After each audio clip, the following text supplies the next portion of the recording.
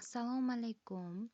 Men Sharof Rashidov nomidagi Samarqand davlat universiteti Urgut filiali boshlang'ich ta'lim yo'nalishi 403-guruh talabasi Namozova Mohigulman. Bugun siz bilan tarbiya jarayonida iqtisodiy tushunchalarni singdirish mavzusini ko'rib chiqamiz. Xo'p, iqtisodiy tarbiya haqida to'xtalamiz.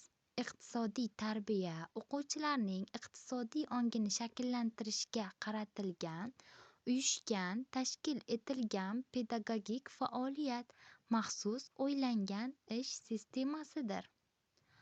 O'quvchilar ongida iqtisodiy ta'limning asosiy tushunchalarini singdirish, mehnat tarbiyasidan foydalanish, o'quvchilarning mustaqil fikrlovchi, komil insonni shakllantirish to'g'risida fikrlar asoslab berilgan. Bolalarga iqtisodiy tarbiya berish eng avvalo oiladan boshlanadi. Ma'lumki, iqtisod so'zining ma'nosi keng bo'lib, chuqur mazmunga ega. Ko'p o'rinda bu so'z xalq ichida tejamkorlik so'zining sinonimini sifatida qo'llaniladi. Tejamkorlik haqida so'z ketganda isrofgarchilikka yo'l qo'ymaslikka tushunamiz. Iqtisod tushunchasiga mashhur o'zbek muallimi Abdulla Avloniy quyidagicha ta'rif beradi. Iqtisod deb pul va mol kabi ne'matlarning qadrini bilmakka aytilur. O'quvchilar iqtisodiy ongning qaror topishi, ularda iqtisodiy tushunchalar tizimini shakllantirishni, ularning jamiyatni iqtisodiy rivojlantirish qonuniyatlarini, iqtisod, ishlab chiqarishni tashkil etishga doir umumiy ma'lumotlarni o'zlashtirib olishini, ularda fikrlash operatsiyalari, tahlil, sintez qilish, umumlashtirish va boshqalarni rivojlantiradi va keyinchalik eng oddiy iqtisodiy tahlil qilish ko'nikma va malakalarini tarkib toptirishni nazarda tutadi. Shu sababdan boshlang'ich sinflardanoq matematika darslarida iqtisodiy tarbiya elementlarini oshirib borish lozim. Iqtisodiy tarbiyani amalga oshirish jarayonida o'quvchilar tartibli va samarali iqtisodiyot haqida, ishlab chiqarish kuchlarini rivojlantirish to'g'risida, ishlab chiqarish munosabatlari haqida, amaldagi xo'jalik mexanizmi to'g'risida tushuncha va tasavvurlar majmuini o'zlashtirib oladilar.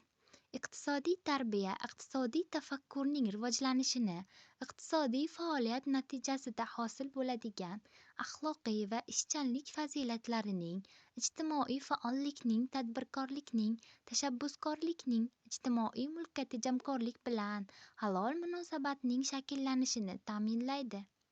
Iqtisodiy tarbiyaning asosiy maqsadiga bir qator vazifalarni hal etish natijasida erishish mumkin. Bu vazifalarning asosiylari quyidagilardan iborat.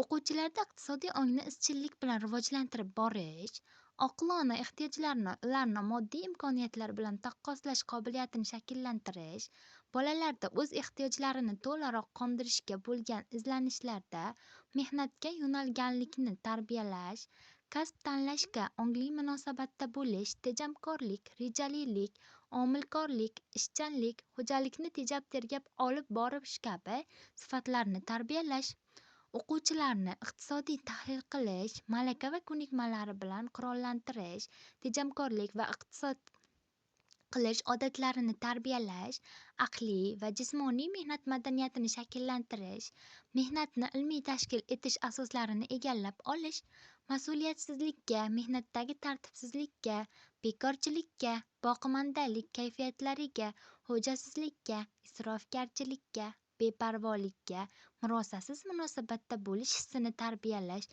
va hokazo.